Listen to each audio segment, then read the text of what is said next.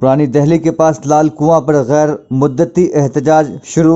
ख़वातीन ने कहा कि वो तब तक यहाँ से नहीं हटेंगी जब तक मरकज़ी हुकूमत CAA कानून को वापस नहीं ले लेती।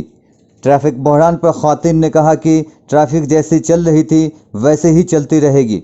हमारे मुजाहरे से किसी को कोई दिक्कत ना हो, इस बात का ख़ास ख्याल रखा जाएगा। उन्होंने कहा कि हमदर्द दवाखाना के ज़िम्मेदारों से इस बात की परमिशन मिल गई है कि रास्ते को छोड़कर आप एहतजाज कर सकते हैं। ख़वातीन ने दिल्ली पुलिस पर यह इल्ज़ाम आयद किया कि पुलिस हमारे साथ अच्छा सलूक नहीं कर रही है, जबकि हम यहाँ अमन व अमान के साथ मुजाहिरा कर रहे हैं।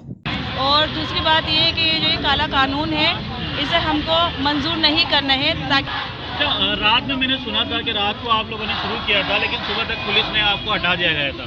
हाँ बिल्कुल ये सही है, हमने रात को ये शुरू किया था, लेकिन हमें ज़रूरी नहीं रात को ही शुरू किया था। ये हम यहाँ पे एहतजाज बहुत दिनों से कर रहे हैं। हम कई घंटे यहाँ पे आकर रुकते थे, लेकिन हमने फैसला करा कि इससे कोई फ़र्क नहीं पड़ रहा है। हो सकता है हमारी आवाज़ आगे तक पहुँचे, इसलिए हमने फैसला लिया कि हम ये जो करेंगे 24 घंटे तक करेंगे। मतलब 24 घंटे ऐसा नहीं है कि बस 24 घंटे ही, हम ये जब तक करेंगे जब तक हमारा काला कानून वापस नहीं होता है।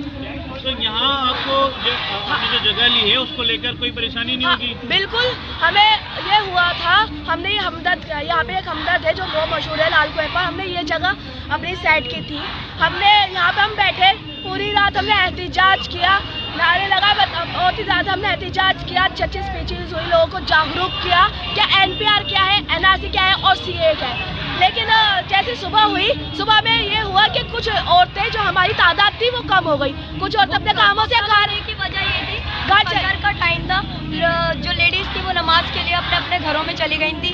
बच्चों को स्कूल भेजना था तो मतलब जॉब्स पे जाना होता है, ज़रूरी नहीं संडे है। आज संडे है, मेरा एग्ज़ाम था, मैं एग्ज़ाम के लिए आज गई थी।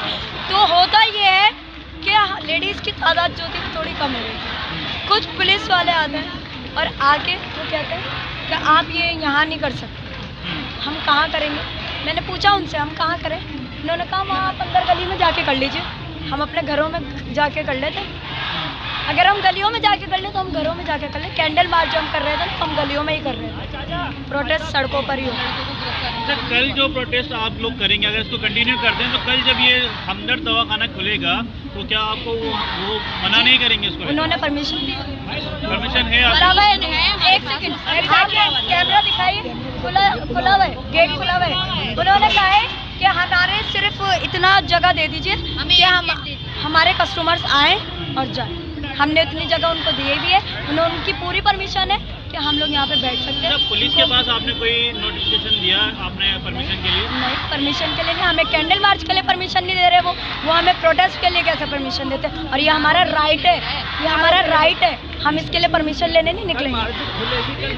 जी, मार्केट एसोसिएशन से कोई बात नहीं, हम भी अपनी तरफ से यही चाहेंगे, उन्हें कोई तकलीफ या परेशानी ना हो। हम देखिए हम हो सकेगा उनके साथ सपोर्ट करेंगे और अपने जितना कर सकते हैं रोड से हटके उतना करें। हमने रोड को जो है हम चाहते हैं तो रोड पे भी बैठ सकते थे। हमने कोशिश करी कि हम साइड में बैठे, आने जाने वालों को रिक्शे, एम्बुलेंस है, फायर ब्रिगेड से किसी को परेशानी नहीं होनी चाहिए, तो हम इस हिसाब से साइडों में बैठे हैं। दिल्ली पुलिस ने क्या करा है, वहाँ से हौस काजी से बैरिकेड्स लगा के रास्ता बंद कर दिया, पराज खाने पे बैरिकेड्स लगा के रास्ता बंद करा दिया। पुलिस की तरफ से ये कहना है कि उन्होंने जो बैरिकेड्स लगाए हैं वो आपकी सिक्योरिटी के लिए लगाए ताकि कोई अब आप ठीक है, उन्होंने हमारी सिक्योरिटी के लिए लगाए। कल क्या करेंगे वो जब मार्केट खुल जाएगी?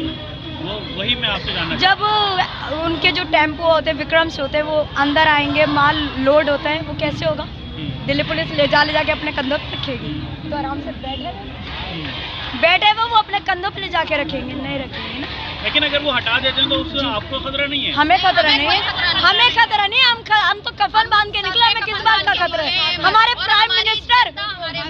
प्राइम मिनिस्टर ये काला कानून वापस नहीं ले रहे, वो हमें इतने दिन से खतरे में देख रहे हैं, हम किस बात का खतरा रखते हैं? हमें किसी बात का खतरा नहीं। सुबह जब हम यहाँ पे 20 से 25 औरतें रह गई थी, दिल्ली पुलिस उस टाइम पर आई, और क्या नाम है, ऐसे खदेड़ा औरतों को, जो हमारी बैठने की जगह थी वो ले गई, हमारे स्पीकर ले गई, हमारे खाने पीने का सामान था, जो नाश्ते वाले को चाय वाली सब उठा के ले गई है दिल्ली पुलिस।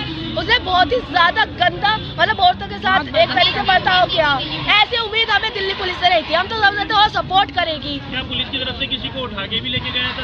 हाँ, एक आदमी थे, वो तीन थे जो बिल्कुल अलग थे हमारे से। कर रही हैं आप, उसमें क्या भूमिका निभा रहे हैं अपनी? सर हम स्टार्टिंग से यहीं पर ही हैं। दिल्ली पुलिस ने जब उनको उठा कर लेके गई, बाकायदा वो ड्रेस में थे, शमशाद एडवोकेट, वो बाकायदा ड्रेस में थे। उनसे कहा कि इनको क्रिमिनल्स के साथ डालो।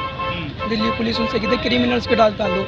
मुझसे यहाँ पर खड़े होकर ऐसा ही कहते हैं यहाँ के कि तुम क्या कर रहे हो, माहौल ख़राब करने की कोशिश कर रहे हो, यहाँ पे हिंदू मुस्लिम कराओगे। मैंने कहा सर संविधान बचाने निकले, हिंदू मुस्लिम सिख ईसाई सब साथ में है, इसमें राइट्स कैसे हो सकते हैं? आप तो खुद डिफरेंस हमारे अंदर बीच में डाल रहे हो। कह रहे हैं बेटा माहौल ख़राब नहीं करना चाहते। मैंने कहा सर सीए वापस करा दूँगा, अभी चले जाएंगे। हमने कहा, लेकिन जब वो आए, झंडा लगा हुआ यहाँ पर, इस तरह से झंडा खींचा जैसा आरएसएस का झंडा हो। आरएसएस का नेता, वो देश का झंडा था, उसको घसीटा। एक पुलिस वाला था, पता नहीं कौन था, बगैर ड्रेस में, यूनिफॉर्म में नहीं था, आया और सारा का सारा टेंट उखाड़ दिया इसने। और हमसे ये कह रहा है अभी लेडीज़ पुलिस बुला रहा हूँ, सबको उठवा दूंगा।